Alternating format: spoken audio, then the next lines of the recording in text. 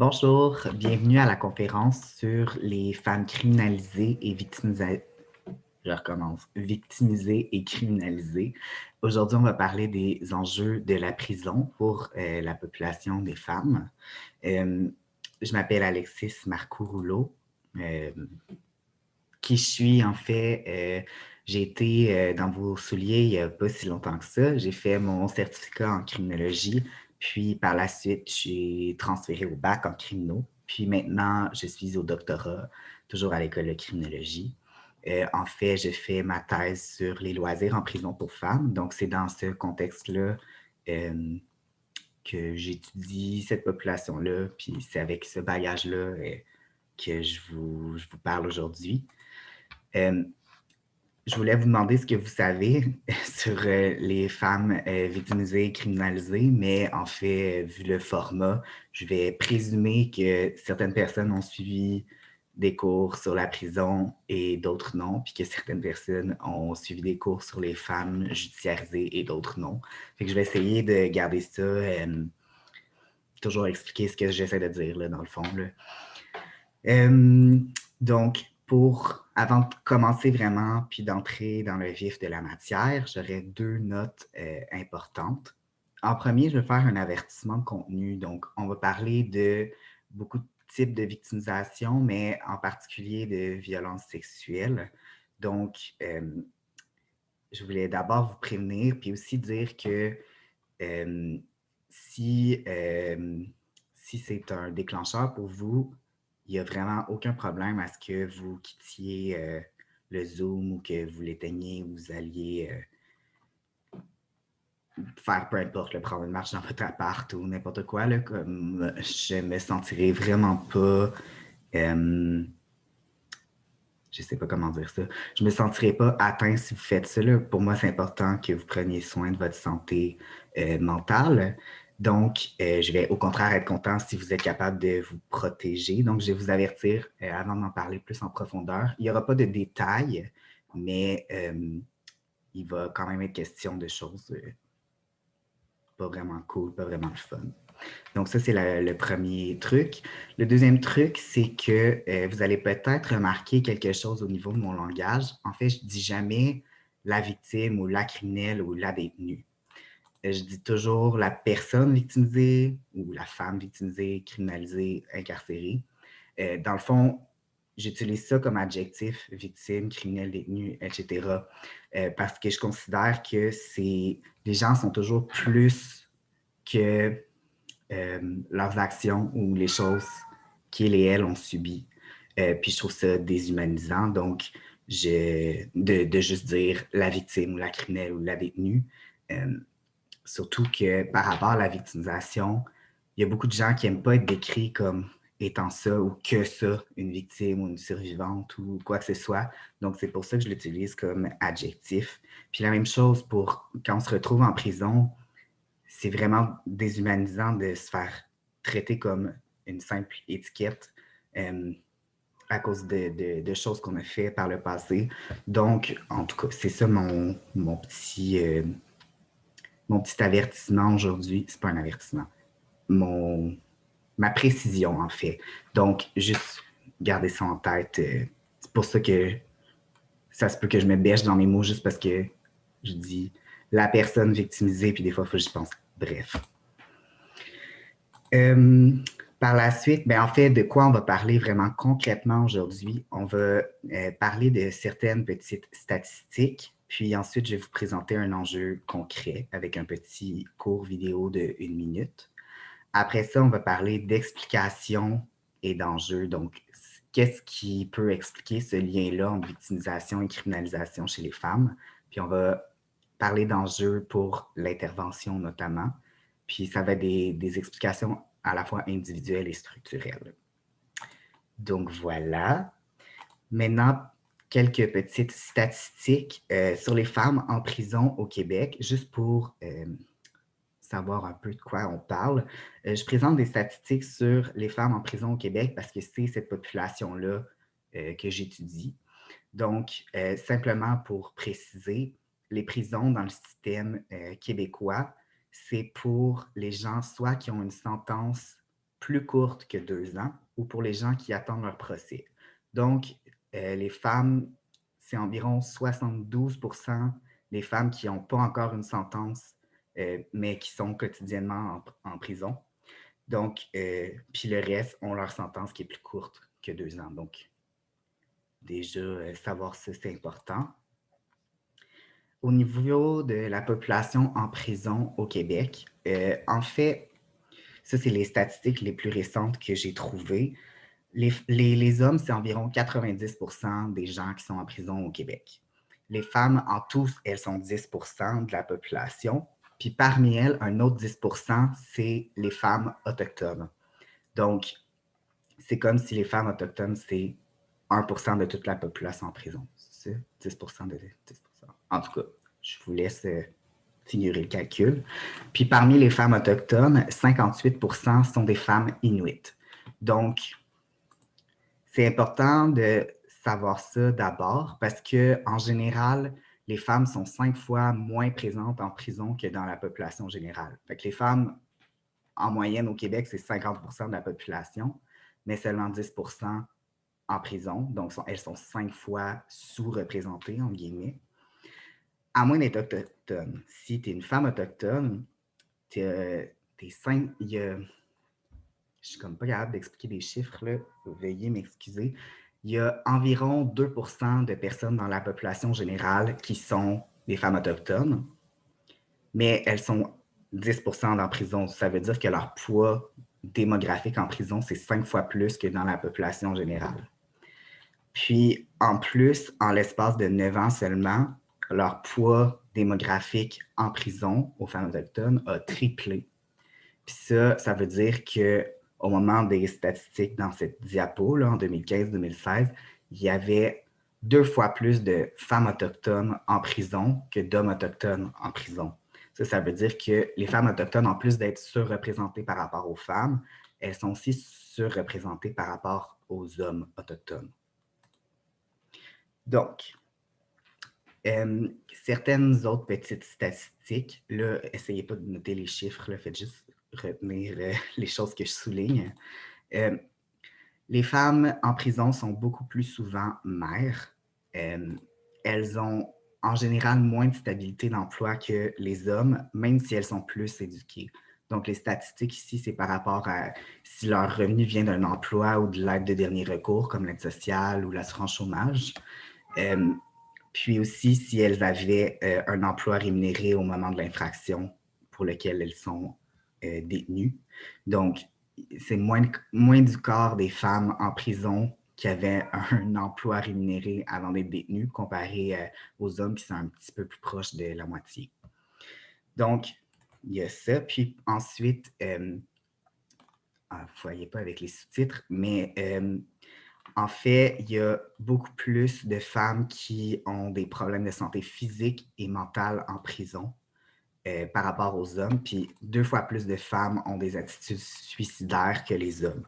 Puis en plus de ça, beaucoup plus de femmes prennent des médicaments d'ordonnance. Est-ce qu'on comprend bien vu qu'on vient de parler plus souvent on vient de parler du fait qu'elles ont plus souvent des problèmes de santé physique, des problèmes de santé mentale, donc c'est normal d'avoir des médicaments à ce niveau-là, mais elles sont quand même beaucoup plus souvent médicamentées que les femmes dans la population générale au Québec. Les autres statistiques que je vais vous présenter, je vous fais une petite parenthèse pour les expliquer, là. En fait, c'est les statistiques qui proviennent des outils actuariels ou d'évaluation du risque de récidive. Donc, qu'est-ce que c'est ces outils-là? C'est des outils qui peuvent être utilisés partout dans toutes les institutions au Québec, notamment dans les centres jeunesse, il y a l'IRBC. En prison, auparavant, il y avait le LSCMI.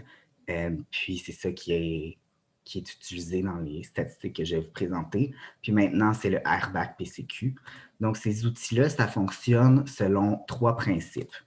Le principe du risque. Donc, dans le fond, on essaie de prédire le risque qu'une personne récidive après, par exemple, sa détention. Puis, pour faire ça, on mesure 8 facteurs qui sont comme empiriquement associés au risque de récidive. Puis ces facteurs-là, ça s'appelle les besoins criminogènes. Donc, c'est par rapport, par exemple, au niveau de la famille, des attitudes qualifiées d'attitudes criminelles ou antisociales, avoir, par exemple, pas avoir un emploi rémunéré, c'est un de ces facteurs-là qui peuvent être considérés comme contribuant au risque de récidive. Puis, la dernière série de mesures qui sont prises en compte dans ces outils actuariels, c'est le principe de réceptivité. Donc, c'est à quel point une personne sera réceptive à l'intervention qui essaie de réduire ses besoins criminogènes et de réduire son risque de récidive. Donc, c'est à quel point la personne va répondre au final au suivi clinique qui va être fait par une criminologue, par exemple, ou un intervenant social.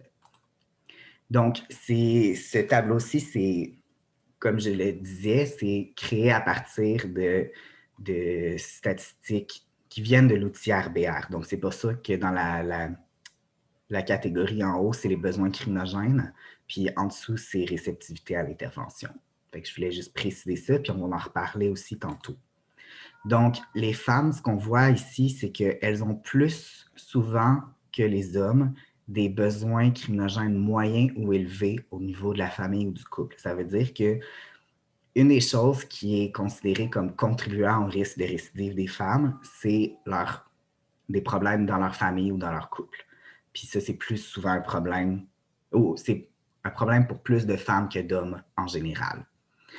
Ensuite, la réceptivité à l'intervention, comme vous voyez, là, dans les facteurs de victimisation, que ce soit psychologique, sexuel, physique ou de violence familiale, les femmes, c'est massivement plus que les hommes. Donc, beaucoup plus de femmes ont probablement vécu de la victimisation, déjà là.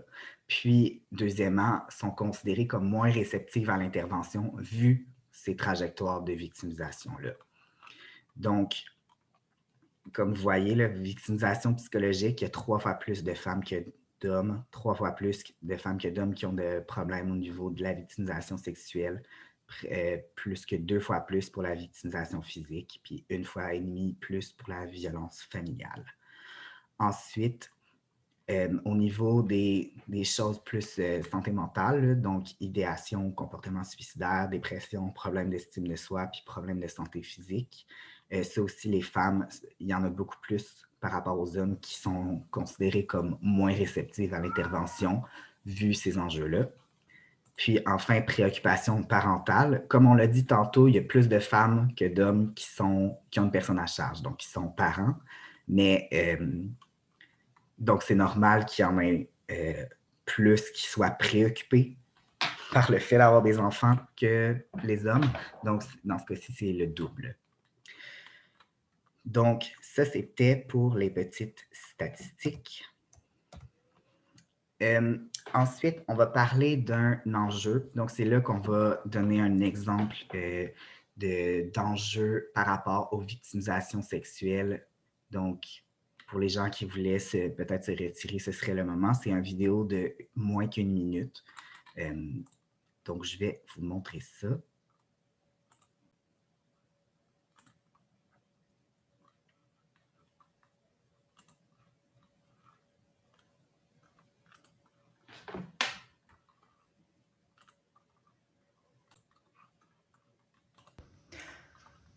We all agree that sexual assault is terrible, right?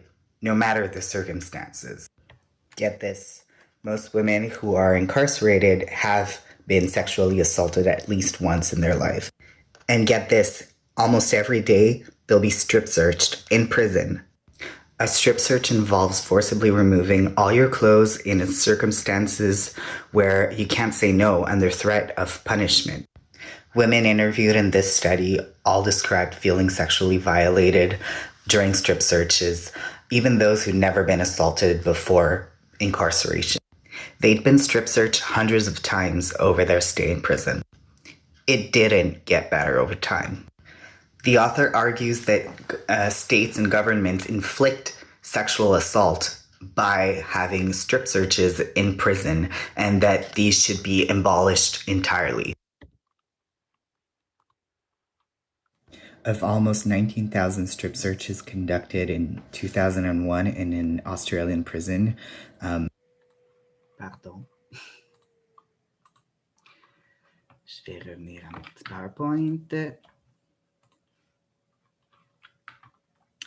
Donc, pour les personnes qui parlent peut-être moins bien anglais, j'avais mis les sous-titres, mais je ne sais pas si vous avez quand même bien compris. En fait, c'est une vidéo qui résume une étude par Jessica Hutchison de 2020, dans laquelle elle parle de comme quoi les femmes détenues vivent souvent les fouilles à nu en prison, elles vivent ça comme étant des agressions sexuelles aussi. Puis ça, c'est en continuité avec leur propre trajectoire de victimisation, dont c'est le cas pour beaucoup. Donc, c'est un enjeu important parce que, en fin de compte, c'est comme si c'est le gouvernement qui infligeait des agressions sexuelles sur les femmes détenues en ayant cette pratique-là en détention. Donc, j'aimerais connaître vos réactions puis vos émotions par rapport à cette vidéo-là. Là, vu le format, je vous demanderai de les écrire dans le chat, puis on en parlera de vive voix à la fin de la présentation. Ensuite, je vais vous parler de quelques modèles qui permettent d'essayer d'expliquer la relation entre la victimisation puis la criminalisation des femmes. Donc, éventuellement, des femmes qui se retrouvent en détention aussi, on s'entend. Le premier modèle, c'est un modèle qui est plus... qui propose des explications individuelles. Donc, c'est le modèle des Gendered Pathways to Crime, les trajectoires genrées. En fait, vu ce modèle-là, la victimisation, c'est compris comme un facteur qui peut expliquer ou contribuer à la criminalisation des femmes et donc leur éventuelle judiciarisation. Donc, dans le fond, ça, c'est comme des trajectoires qui sont faites.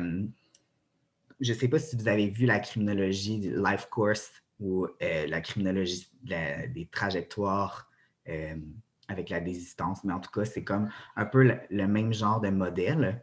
Puis, c'est des trajectoires qui sont comme créées avec des, je ne sais pas comment, là, des études quantitatives, empiriques. Là. Je ne pourrais pas vous en dire plus sur comment y arrive à ça, mais en fait, c'est basé sur des modèles statistiques, je pense.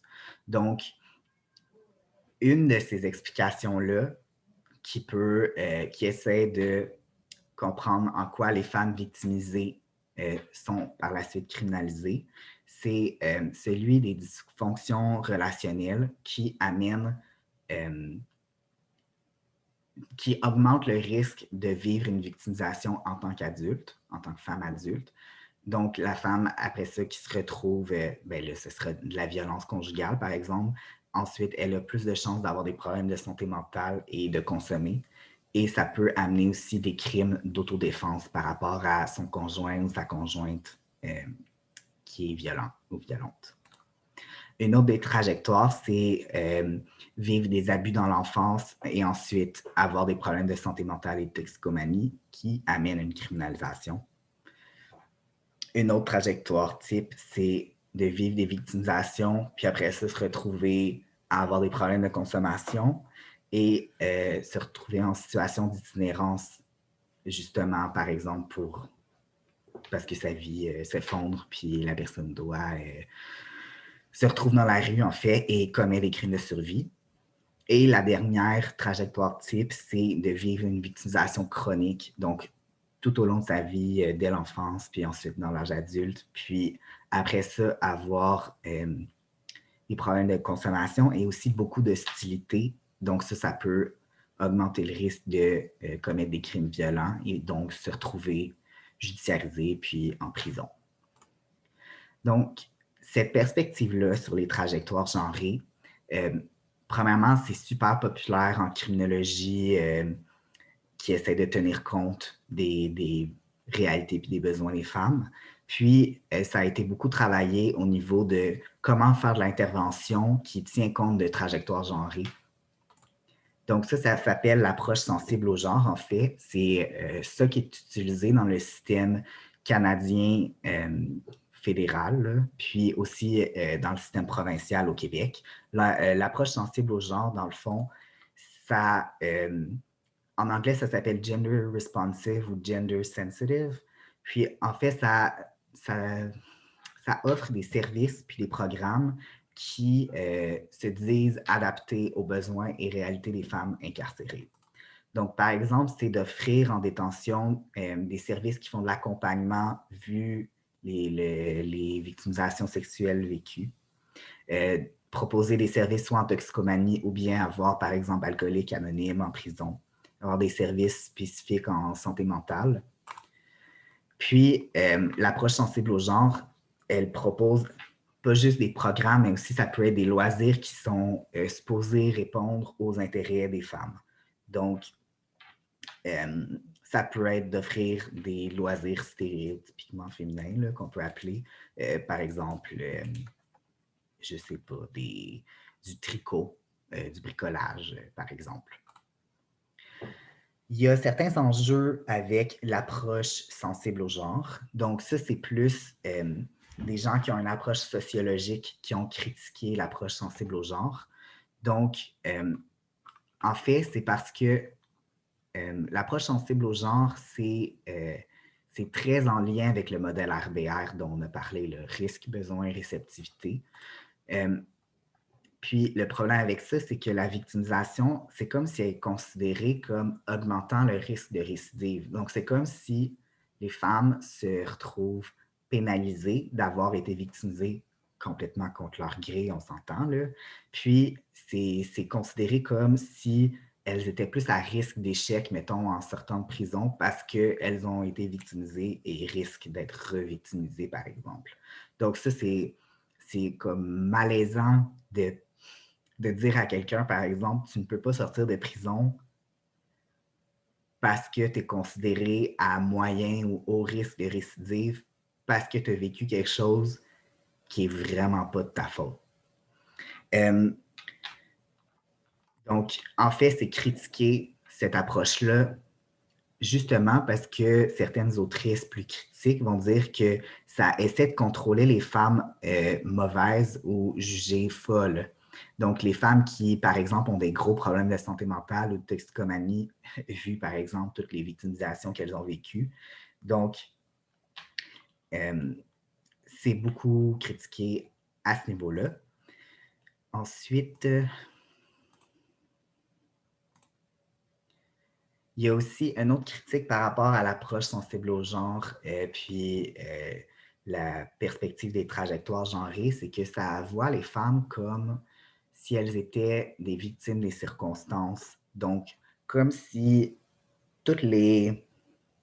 Comme si les femmes commettaient des crimes, par exemple, parce que leur conjoint les embarquait là-dedans ou parce que elles se retrouvaient comme si elles n'ont plus de capacité de choisir, en fait. Puis, c'est contesté parce que c'est comme si les femmes ne sont pas capables de choisir, puis sont toujours victimes. Donc, comme si elles n'ont pas de libre arbitre, par exemple, et qu'elles sont juste 100% opprimées. Alors que dans la réalité, on pourrait se dire, ben, peu importe à quel point tu es opprimé, tu peux toujours avoir un certain niveau de choix. Donc ça, c'est une des critiques faites à cette approche. Puis ensuite, cette approche-là est aussi critiquée parce qu'elle insiste beaucoup sur les facteurs individuels qui amènent ou augmentent le risque d'être criminalisé. Puis c'est comme si une personne devait assurer sa propre réhabilitation. Donc en disant il faut que tu fasses ci ou ça pour sortir de prison puis réduire ton risque de récidive. C'est comme si la personne devait prendre en charge son propre destin, mais sans qu'il y ait de reconnaissance des enjeux structurels qui limitent ses choix. par exemple le racisme systémique, le sexisme, la pauvreté et autres enjeux structurels qu'il pouvait y avoir. Donc, ça, c'est une des grandes critiques de cette approche-là. Donc, pour cette raison, je vous amène à une autre façon d'expliquer le lien entre la victimisation puis la criminalisation des femmes et ce que ça implique pour la prison. Donc, Carleen Faith, elle, ce qu'elle avançait dans les années 90, c'est que, premièrement, la victimisation puis la criminalisation au niveau des femmes, comme on l'a vu, c'est pas des choses distinctes, c'est très en lien. Elle appelle ça un continuum. Puis, ce qu'elle soutient, c'est que les femmes sont criminalisées parce qu'elles résistent à leur victimisation. Puis, l'autrice, elle parle de femmes unruly women, donc de femmes indisciplinées qui essaient qui rejettent l'ordre établi puis qui sont comme non, je ne vais pas me laisser marcher sur les pieds. Si mon conjoint essaie de me battre, ben, je vais répondre, par exemple. Un autre modèle qui est quand même assez populaire aussi, c'est l'hypothèse de comme quoi le fait d'être pauvre, avec le temps, ça a été de plus en plus féminisé dans le sens où il y a beaucoup plus de femmes pauvres que par le passé et racialisées aussi. Donc, c'est comme si, en fait, les personnes racisées sont plus souvent en situation de pauvreté et donc, c'est la pauvreté elle-même qui est criminalisée et pas nécessairement... c'est comme, par exemple, vu que tu es pauvre, tout ce que tu fais est plus observé. Vu que tu es racisé, tout ce que tu fais est plus observé. Et c'est ça, en fait, qui est criminalisé et pas nécessairement... c'est pas parce que les riches font pas de crimes, ils sont juste pas observés, par exemple. C'est pas parce que les Blancs font pas de crimes, ils sont juste moins observés que les personnes racisées. Donc ça, cette hypothèse-là, c'est utilisé pour essayer d'expliquer pourquoi il y a tellement plus de femmes qui se retrouvent en prison ou criminalisées maintenant qu'il y a, par exemple, 50 ans. Puis, une dernière hypothèse. En fait, ça, c'est pas une hypothèse, c'est Elisabeth Comac a fait une étude auprès de 42 femmes autochtones pour essayer de comprendre pourquoi elles retournaient en prison autant. Puis, ce qu'elle a trouvé, en fait, c'est que elle explique ça à cause du trauma. Puis, elle ne parle pas de trauma dans le sens psychologique individuel. Elle aborde ça comme un phénomène sociologique. Donc, les femmes sont traumatisées pas seulement par les victimisations qu'elles vivent comme des agressions physiques ou sexuelles, mais aussi le traumatisme qui vient avec le colonialisme, le trauma intergénérationnel causé par le colonialisme, les traumatismes associés à la pauvreté, les traumatismes créés par le racisme systémique, les traumatismes avec le profilage racial, social, etc. Donc, elle fait un peu ce pont-là entre autant les explications individuelles que structurelles. Donc, elle voit ça plus comme un phénomène plus gros que simplement la femme autochtone elle-même. Donc, elle, ce qu'elle dit, c'est qu'au final, c'est les structures oppressives comme le colonialisme, le patriarcat puis le capitalisme qui amplifient les traumatismes individuels associés aux victimisations, par exemple. Puis cette autrice-là, elle met aussi en lumière la la résilience inhérente que ça prend pour être capable de négocier tous ces problèmes-là, puis tous les dilemmes qui font en sorte que, ultimement, les femmes sont criminalisées. Ces explications-là structurelles, ça a aussi des implications pour l'intervention, pas nécessairement uniquement l'intervention, par exemple, des criminologues en prison, mais aussi comment l'État lui-même intervient face à la criminalité ou face au crime à la base. Donc, ce qui est proposé par diverses autrices, c'est d'adresser les problèmes de fond, pas juste faire utiliser, par exemple, les outils actuariels puis travailler la capacité d'une seule personne à se réhabiliter, mais plus largement, essayer d'arrêter de punir les gens considérés indésirables. Fait que, par exemple, tu t'enfuis de ton conjoint abusif qui avait le contrôle de tes finances, puis tu commets des vols pour nourrir tes enfants.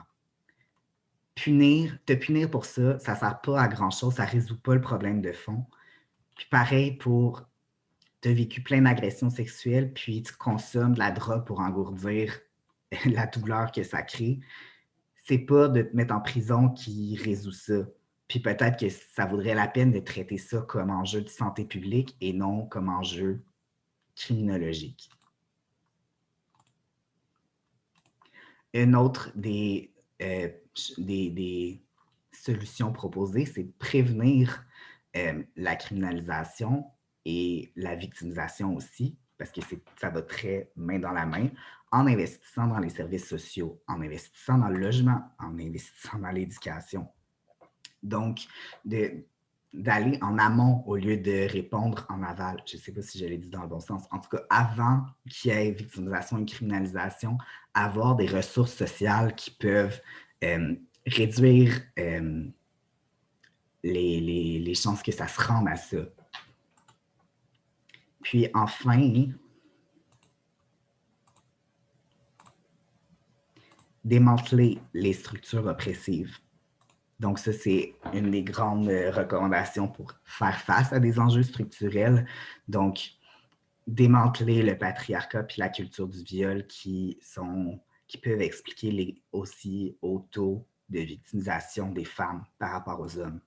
Démanteler le racisme systémique qui augmente les chances que les femmes autochtones se retrouvent en prison, puis démanteler les structures coloniales qui reproduisent des violences depuis des siècles et qui peuvent être compris comme étant perpétuées par nos institutions de gestion du crime, comme la prison. Puis démanteler le capitalisme qui crée les conditions de pauvreté qui font que les gens se retrouvent en prison pour des crimes de survie.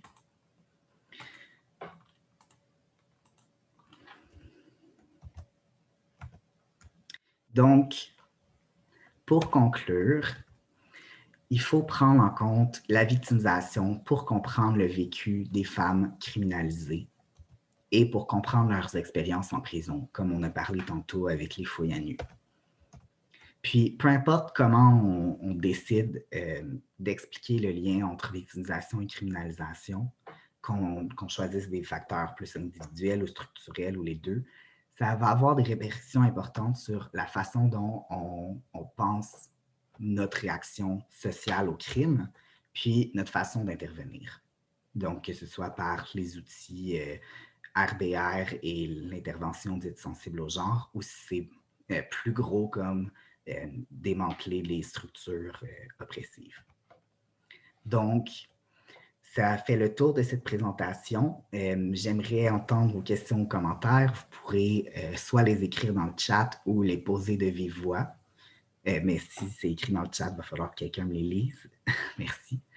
Et voilà, je vous remercie pour votre attention. Si vous voulez en savoir plus sur ce sur quoi je travaille, si vous voulez voir d'autres conférences que j'ai données, si vous voulez m'écrire des messages comme quoi c'est donc bien cool, vous pouvez aller sur mon site web qui est dans la diapo.